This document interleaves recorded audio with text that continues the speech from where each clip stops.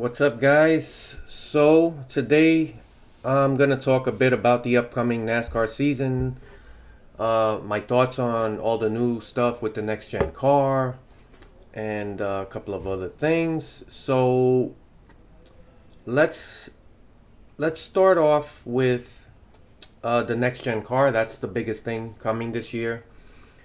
And I personally really like the car a lot. Like the design of it, the sound with the exhaust coming out of both sides, um, the look of the car. I am a fan of this number movement uh, forward.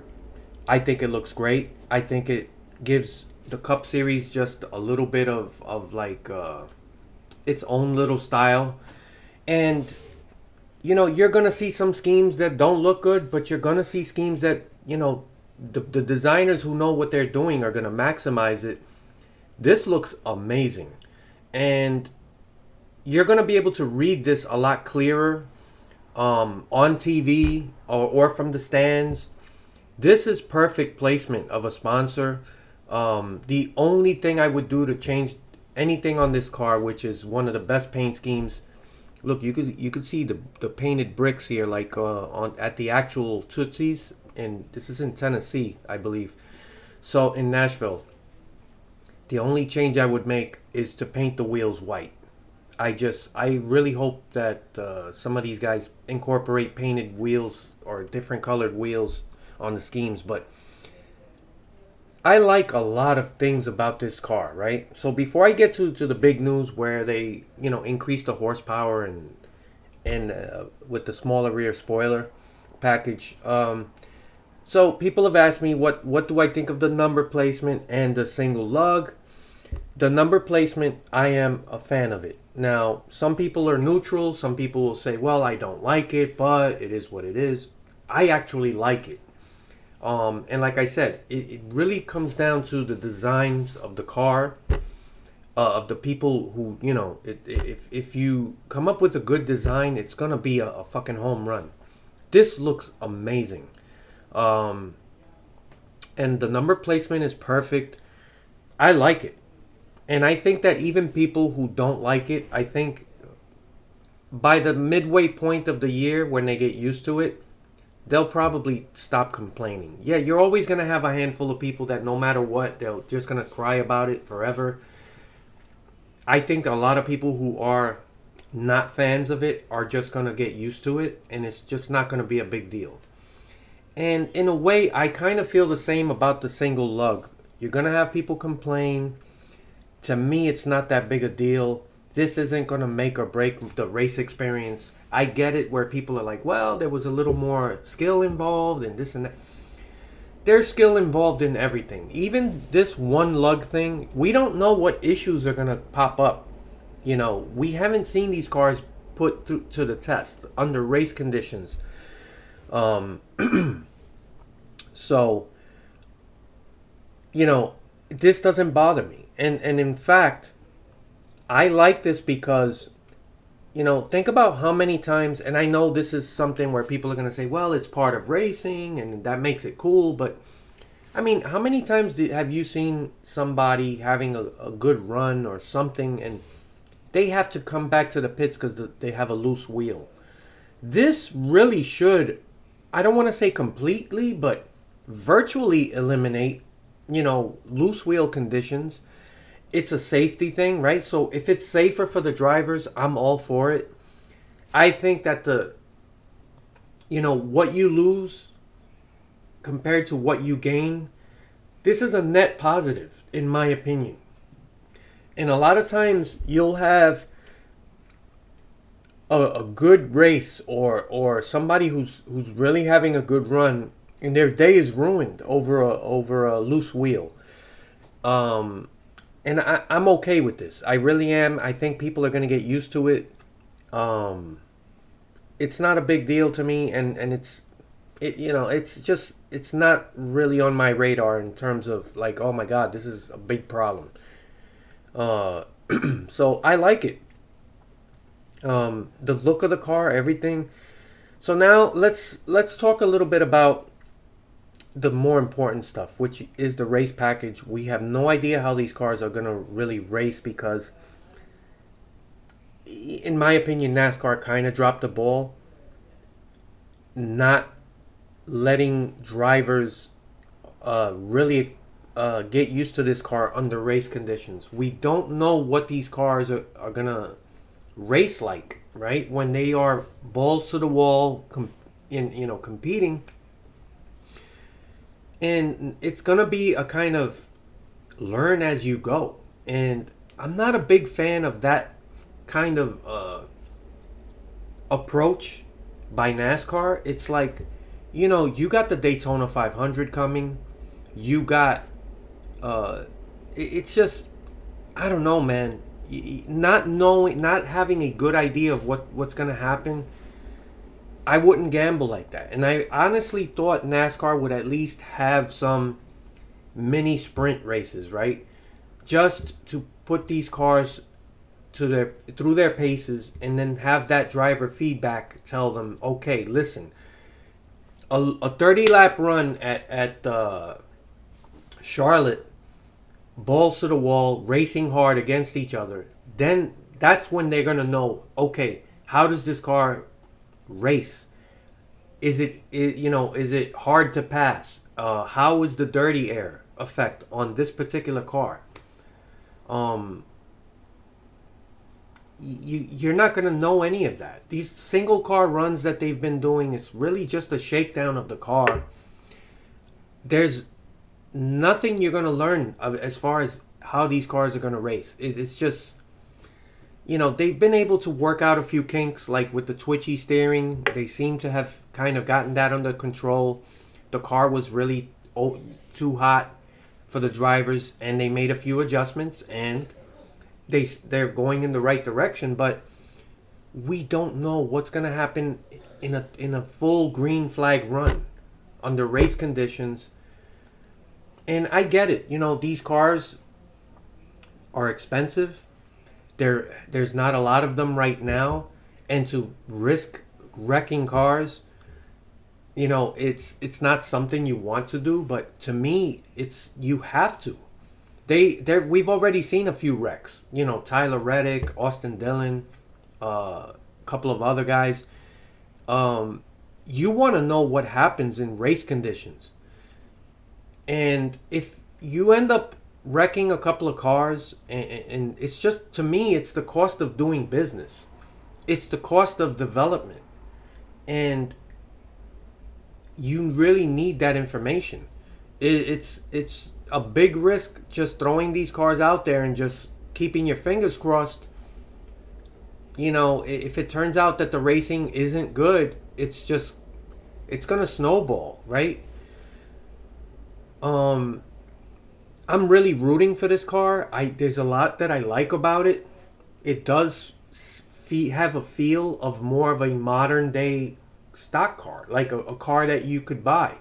Obviously, not like this, right? But it's really not far off from like a Camaro or one of these modern day performance cars.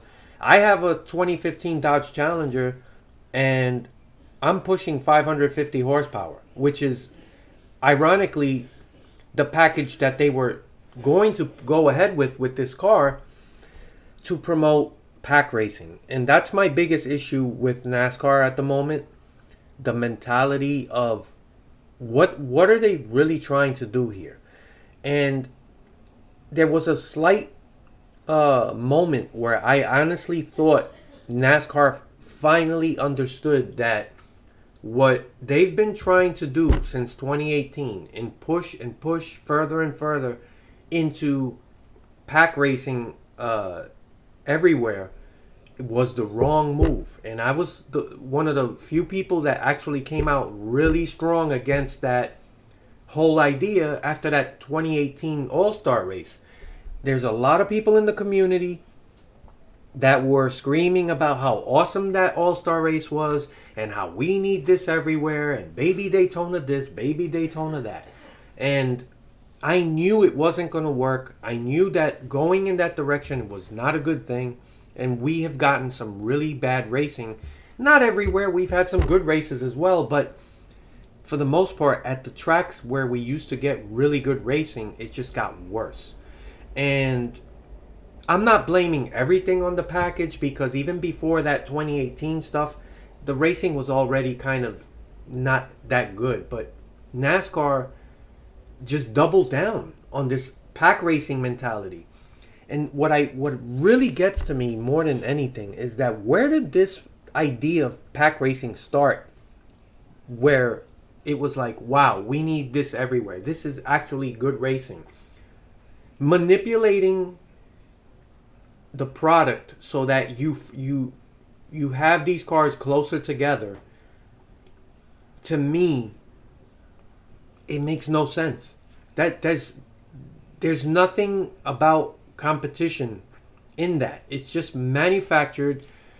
Think about it this way. What if the NFL decided to implement a bunch of rules or tweaks to the way the game is played, where no matter what happened, the score in any football game would never be beyond a one touchdown? So you're always within a touchdown, no matter what you do, from the first quarter all the way to the end. And then when you hit that 2-minute warning, then it's like, okay, anything goes. On paper, right? That's, to me, it's similar to what NASCAR has been trying to do. Manipulate the product to the point where you're fabricating the racing to artificially keep things closer than they would be normally.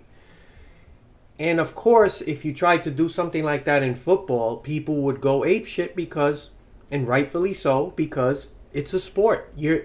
Sports are not supposed to be predictable. You're not supposed to be able to manipulate a sport to keep it within a certain score or competitive level.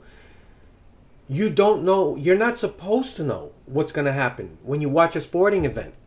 Sometimes you're going to get a close game. Sometimes you're going to get a blowout. That's the way it goes. So this is one of the major reasons I hate pack racing. I hate Daytona, Talladega. I hate the whole idea of it.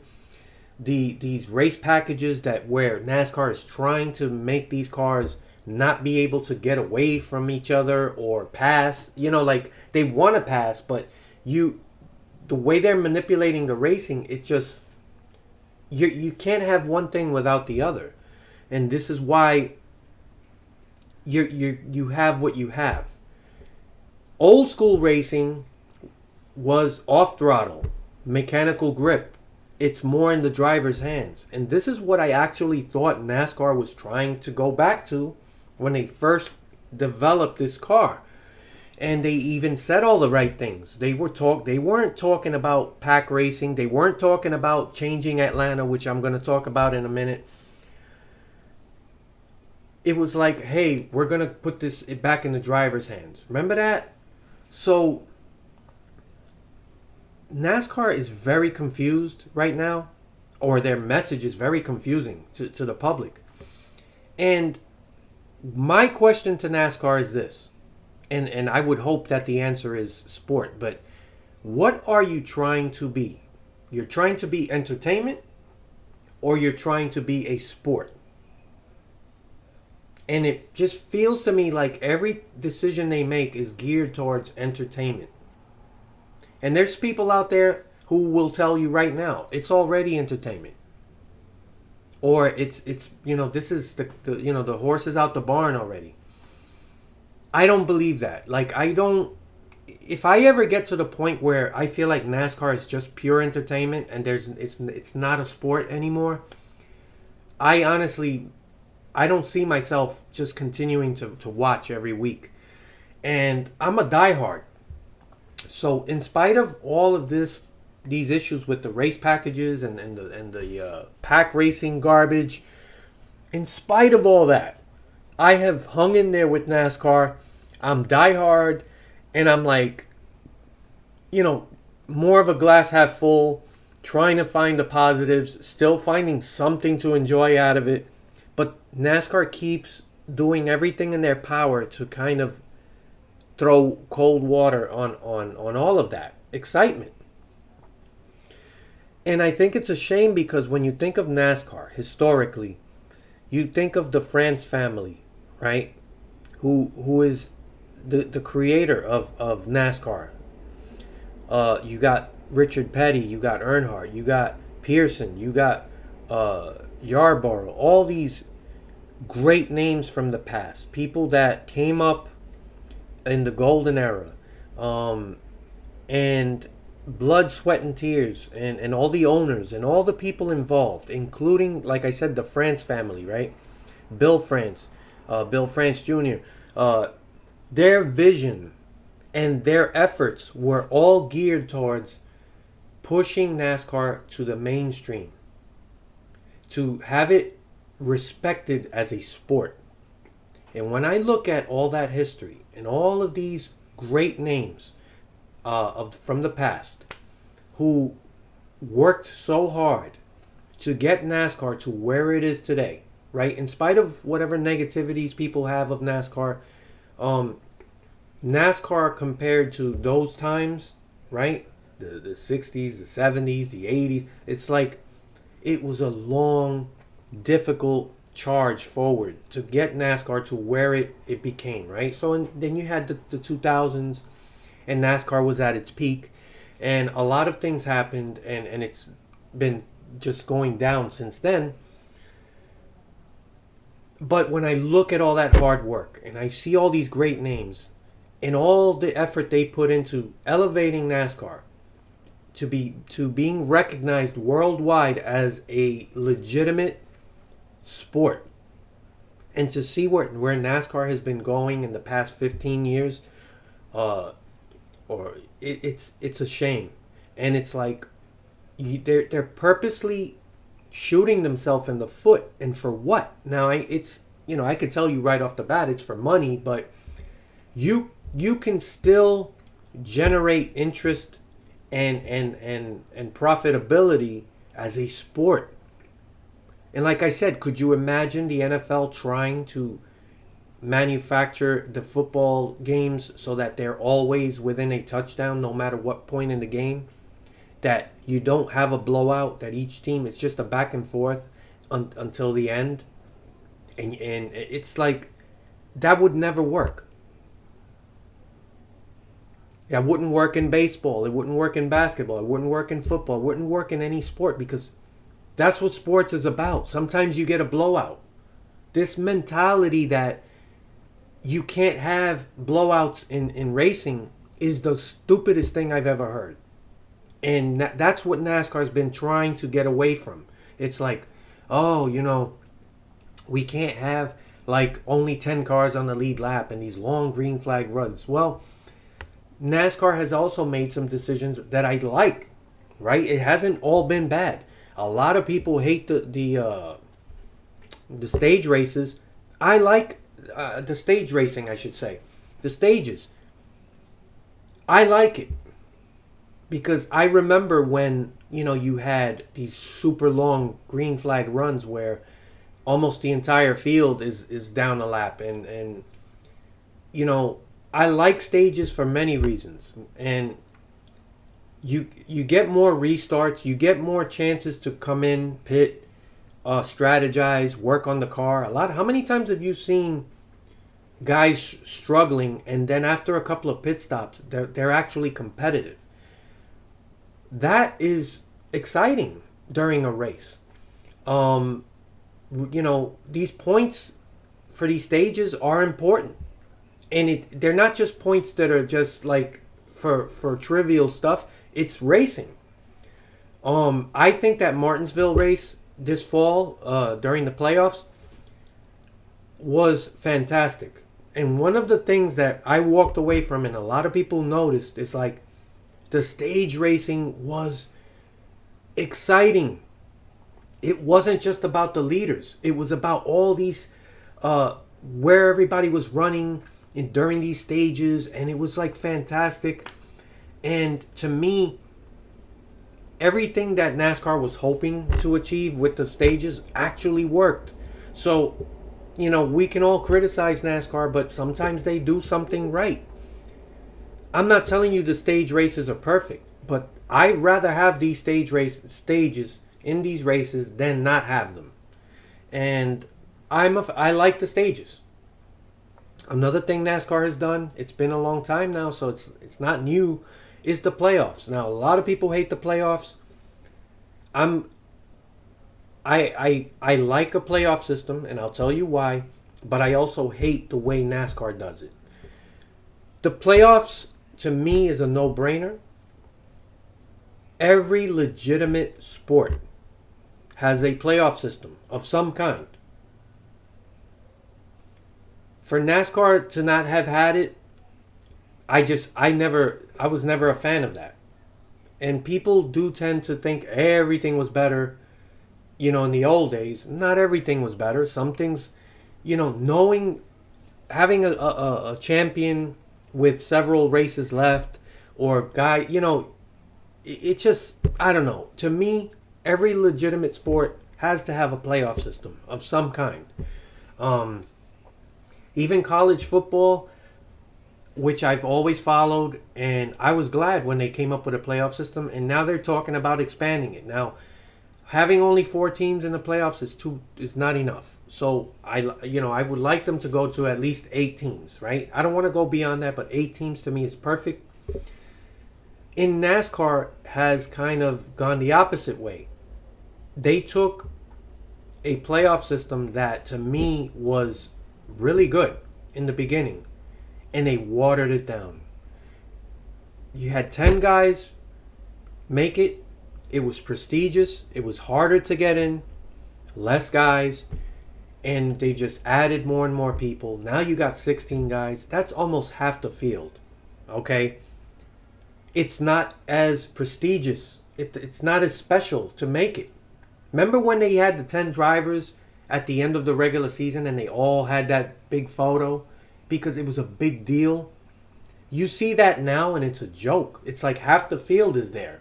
And then you always have 3 or 4 guys that have no business being in the playoffs.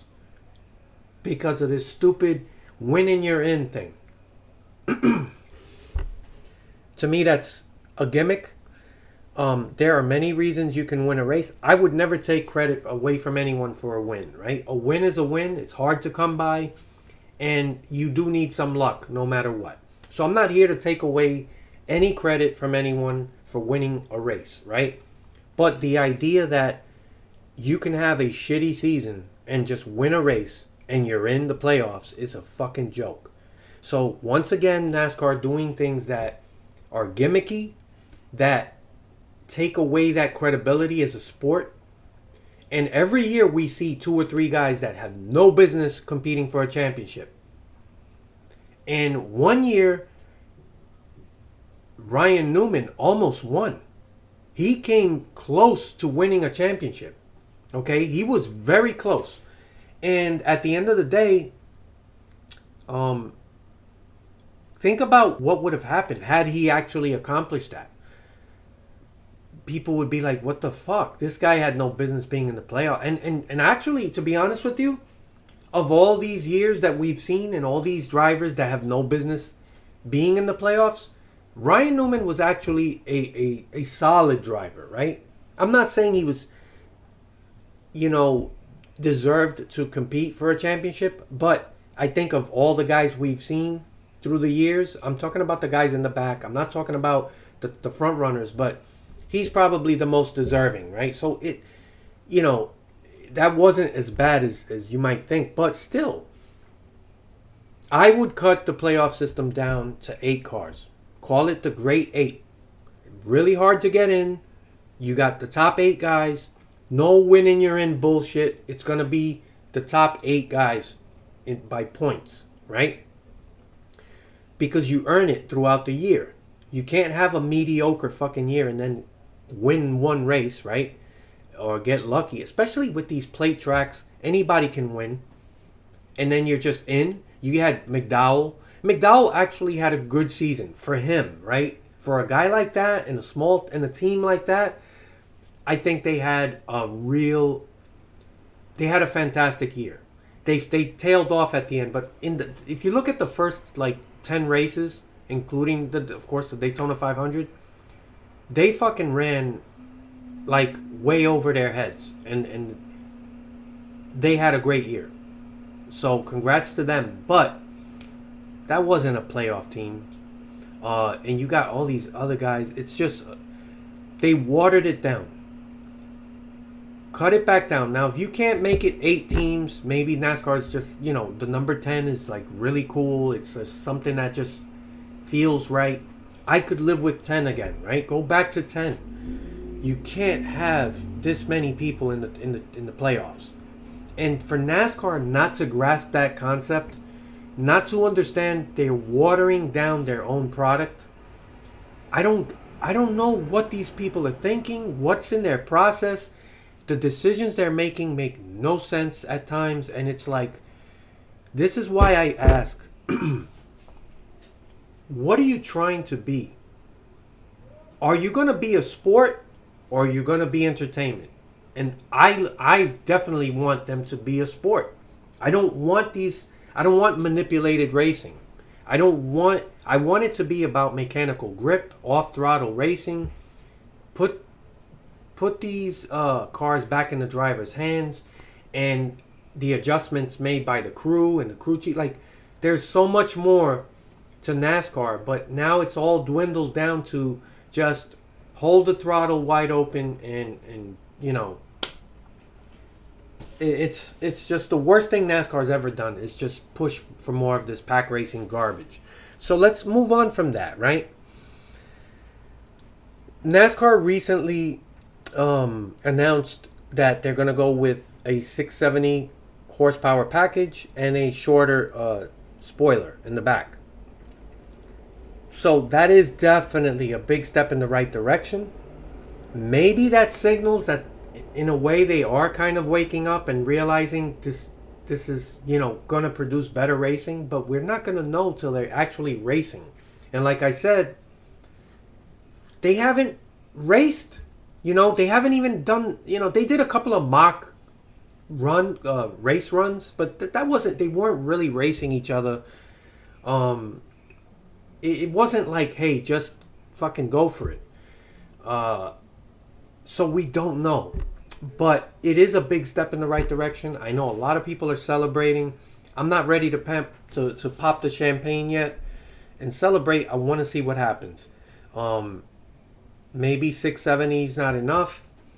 I would think more of a 725-ish, horsepower would have been better, but who knows? It's better than the 550.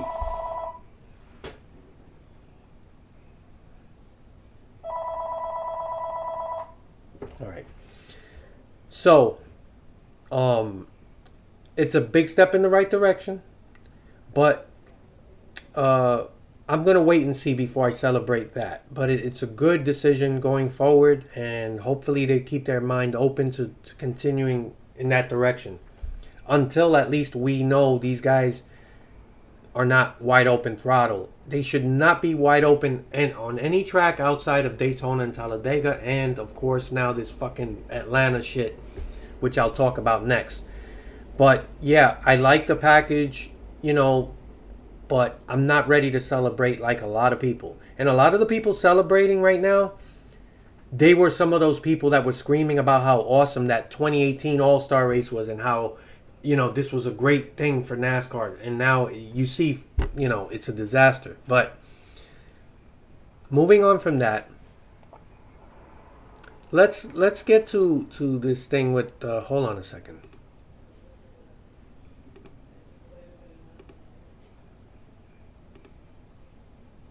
All right. All right. So, here's some comments from these. This is about the new configuration at Atlanta, which I am not a fan of. I'm willing to wait and see what happens, right? It's, but in either case, I'm not a fan of the direction they're going with Atlanta. Changing the configuration to promote more pack racing.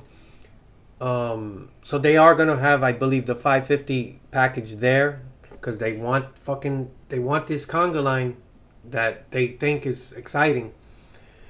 So Atlanta is one of my favorite tracks, or it's gonna be was, iconic, full of rich history, and to destroy an iconic track like that when they could have just repaved it, right? It did need a repave, fine, and maybe just put some of that other money into the facilities, right? To try to draw people to come there because that place has been so empty for decades now.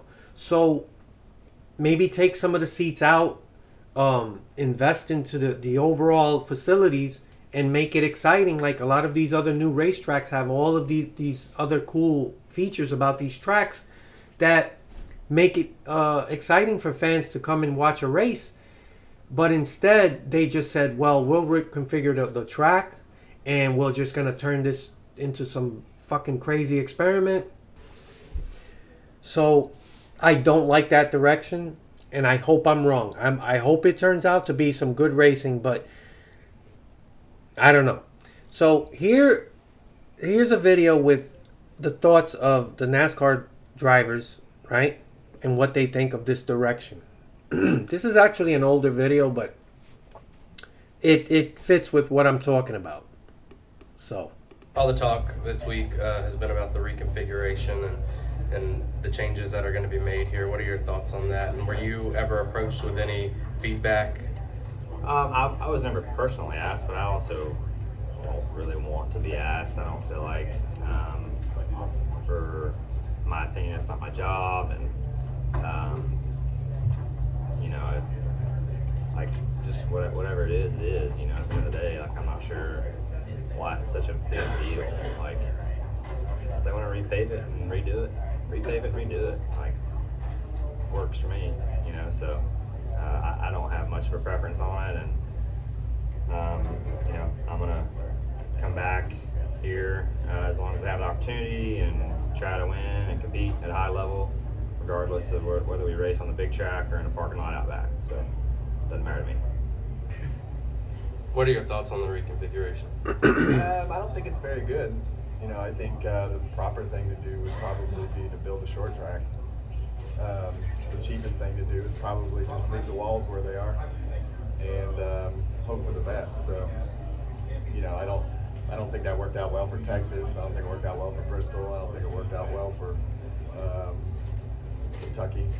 I don't think any of those were very good. So, you know, I think if you just keep winging it, don't get the driver's input, you're just going to keep getting the same conclusion. You're friends with Marcus, right? So you go to him and say something, or do you just is it for them to come to you? You know, you would think that you would want the driver's input, and you know, I think a lot of times the thought process is, well, you know, we need to make the drivers uncomfortable, and instead, you know, you wind up with a media press conference that winds up all about your track repave that you didn't ask any of the drivers about. So that's what it is. So I'm assuming that means that like you weren't consulted and you haven't heard any other drivers that had been consulted? I hadn't really asked, so I'm just of the opinion that they don't care, they just do what they want. This track surface has to be a little bit special to you, and obviously racing over it for the years. Is there any emotional attachment to getting out here on this surface for the last time today? Well, look, I love coming to this particular racetrack just because of the history that it has in my past.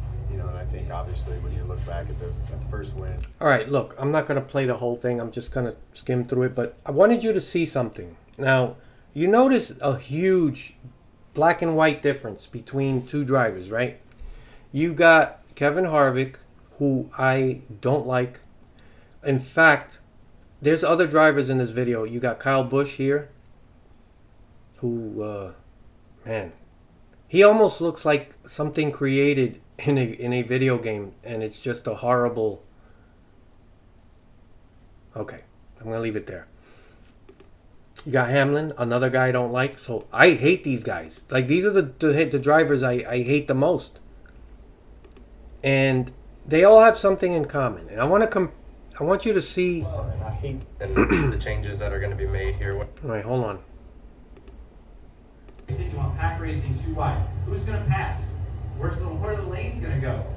You know what I mean? Like, you're going to get to the straightaway and make it 3 wide, and then try to blend back into 2 when you get to the corner? Simulation. Yeah, they've got it worked out. Yeah. Steve Swift kind of do his own thing. Is it the relationship kind of more Yeah, disconnected here? yeah, it is. And I mean, you know, each track operator has their own agenda, right? IC and SMI, they do things a little bit differently. SMI is very fan. What do the fans want? We just want to do whatever it takes to make the fans happy and put on a great show. This is another thing that I don't understand. What do the fans want? Do you know? Because I don't fucking know. I keep hearing how fans wanted more pack racing, but yet, where did they get this information from? I'm just curious. I might be, maybe they're right. Maybe that's what fans want.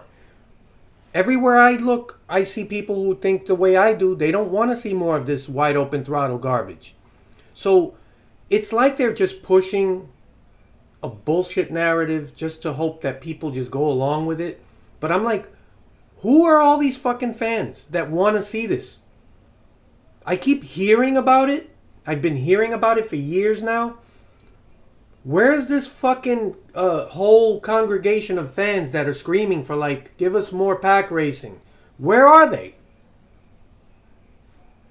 I don't see it. But I wanted to show you these drivers, right? Who I hate these guys, but I agree with. They're saying what I've been saying. None of them are happy about this reconfiguration with this idea of what NASCAR's trying to do. Okay? And then you compare that to this guy, NASCAR's new golden boy, right? He's like, his attitude is, I don't care. I'll race anywhere. I'll race in a parking lot. Well, you know what? When you make statements like that, it's easy for people to say, yeah, I like this guy. He's a go-getter. He's a driver. He'll do anything. But I don't look at it that way. What I see is a much younger driver who doesn't have the years of experience that a Kevin Harvick or a Kyle Busch or a Denny Hamlin have, drivers that I cannot stand.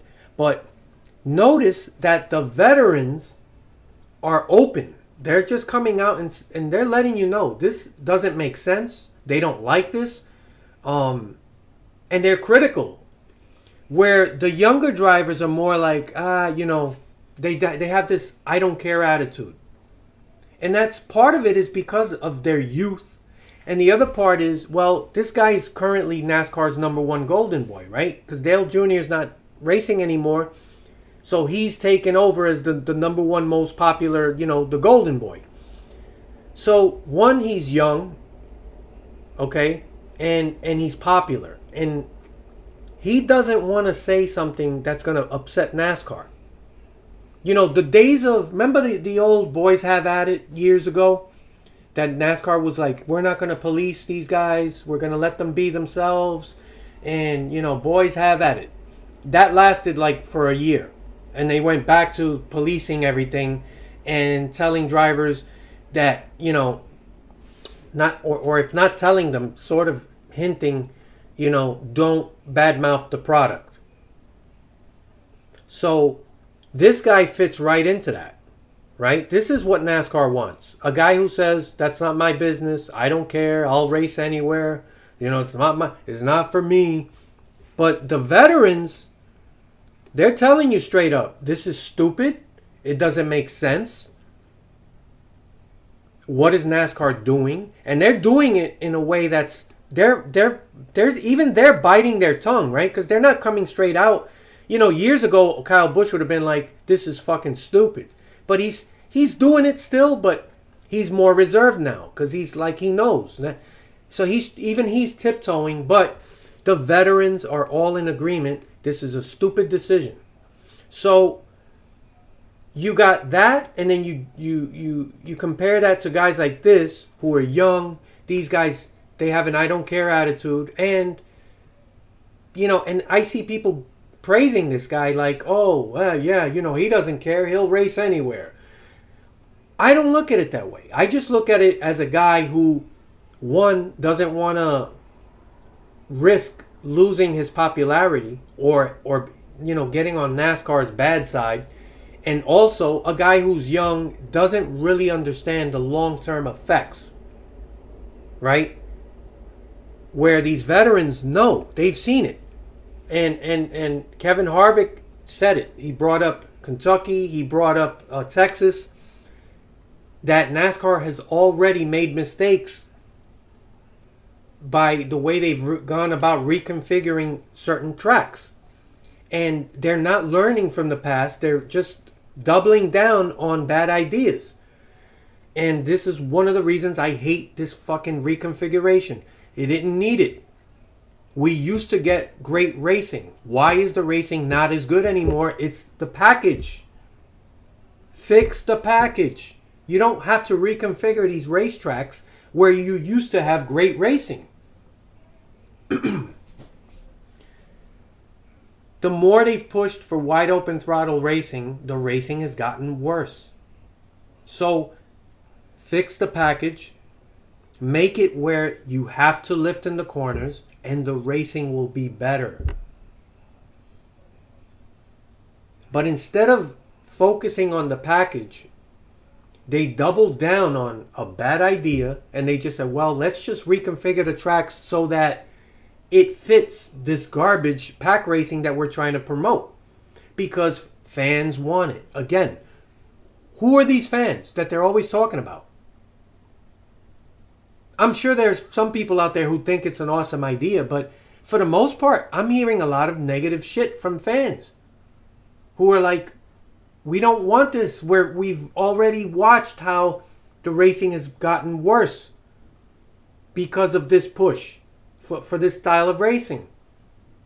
People are saying we don't want wide open throttle racing. So they keep telling you that give the fans what they want. What fucking fans? Atlanta? There's nobody in the stands. You got 50 people in the fucking stands. You're telling me that you're going to pack the... Listen, Atlanta's going to be packed for the first couple of races, okay? That is going to happen because it's anything that's new is going to draw people initially. So they're going to promote this. They're going to show you how packed the stands are, and they're going to tell you that it's because of the decision they made. But what happens as time goes on and the racing is garbage and the fans don't keep coming back? So you're going to get an initial boost in fans coming to the race. And then what? You spent all these millions of dollars to reconfigure an iconic track that was rich in history and provided great racing in the past. And instead of fixing what caused worse racing, which is the race package, instead of fixing that, they're just gonna make the problem worse. Let's just configure the track so that it's just slot car racing. And Kyle Busch said it. What are you going to do? The only place you're going to try to go 3 wide to make a pass on the straightaway and then in the corner go merge back into 2 lanes? It's just, the veterans know what they're talking about. Don't take my word for it. Take their word for it. And I hate these guys. But you get the golden boy to come out here and tell you, I don't care, I got no opinion, I'll race anywhere, I'll race in a parking lot. And then walk off camera like a badass. He's just young, inexperienced, doesn't understand what this reconfiguration and this push for this type of racing, where is NASCAR going to be 10 years down the line? And I guarantee you, in 10 years' time, they'll interview him and they'll ask him a similar question maybe in the future, and he's going to be talking just like this guy. Because as you grow older and wiser and experience more, you see things differently. So I don't really put a lot of stock into what these young drivers are saying. They haven't been around long enough. They haven't really experienced on the same level the changes and the negative aspects of these changes in the same way that a Harvick or a Denny Hamlin or a Kyle Busch have. They've been around longer. NASCAR doesn't talk to these guys either. They don't want their opinion. You know why? Because they know that this is exactly what they're going to get. They took Bristol and tore Bristol apart and turned Bristol actually into a pretty racy racetrack. All the drivers loved it, but of course they would argue that the fans don't. So there's a divide on that. There's a divide on pleasing the fans in the grandstands and putting on a show and what that show is. And there's videos on YouTube. Google it. I think Mark Martin shared it on his Twitter earlier this week. Tony Stewart. Listen to this. Another veteran, another guy I don't like, never liked. Listen to what Tony Stewart says. We're in the racing business. You know, we race cars. There's going to be times where a guy figures it out and he runs off. You know, it's racing. But they want to. That's what I'm trying to tell you. Sports are not predictable. You're not supposed to know if it's going to be a tight race or if it's going to be a blowout. When you watch a football game, you might get a great game or you might get a blowout. You don't know. And imagine the NFL purposely trying to manipulate these games where it's always within one touchdown, no matter what point of the game you're at. Fans would revolt, and rightfully so. That's not what you want. You don't want predictability. Whatever happens, happens. And sometimes you're not going to get the best race. Sometimes somebody figures it out, like Kyle Busch just said. That's racing. Well, that's actually what Tony Stewart said, but these guys are all in agreement. But that's why NASCAR does not want their input. Because they know what their input's going to be. They don't want this. And I guess that answers my question. They don't want to be a sport. They want to be entertainment.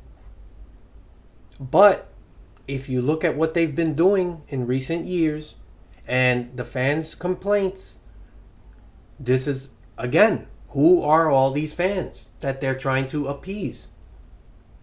That want more of this garbage? Where are they?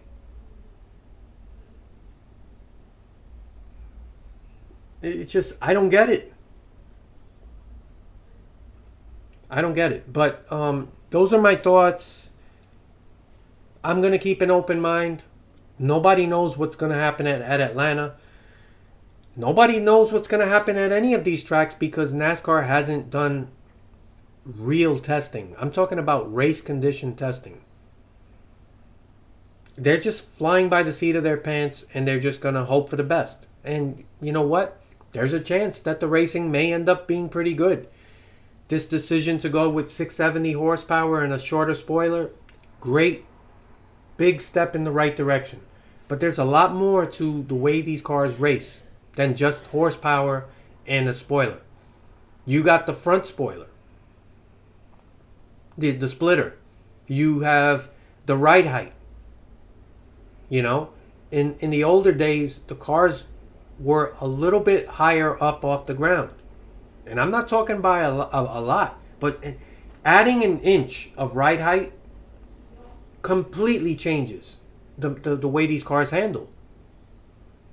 So there's a lot of things that go into how these cars handle. It's not just horsepower and the rear spoiler. But, you know, it's amazing NASCAR got an extra full year. You know, the car was supposed to come out last year.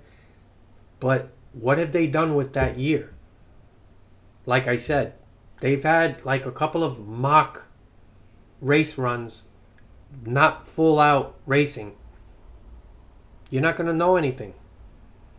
So, yeah, I hope you guys are still awake and you got something out of it. But, you know, I'm a hardcore fan. I'm looking forward to the season. I'm looking forward to these new cars. there's a lot I like about these cars. They sound badass. I love the sequential shifter. That's another thing that puts these cars a lot closer to the real world stock cars of today. Most cars on the road today are automatics, and performance automatics, you can shift manually. There's no clutch. There's sequential. My car has a 8-speed automatic sequential shifter. So it makes sense. I love a lot about this car I really like. But how is it going to race? At the end of the day, that's all that matters. So yeah, if there's something more to talk about, I'll do a video on that. But right now, this is pretty much it. It's all about this next gen car, and yeah. Let me know what you guys think. Do you agree or disagree with me on these things? And I honestly think that the number placement thing, once you see a couple of creative paint schemes, I think people will get it. They're gonna look at it and say, "Wow, this doesn't look bad," and I think people will get over it. Most people, not everyone, but I like it. So yeah, I look forward to your comments later.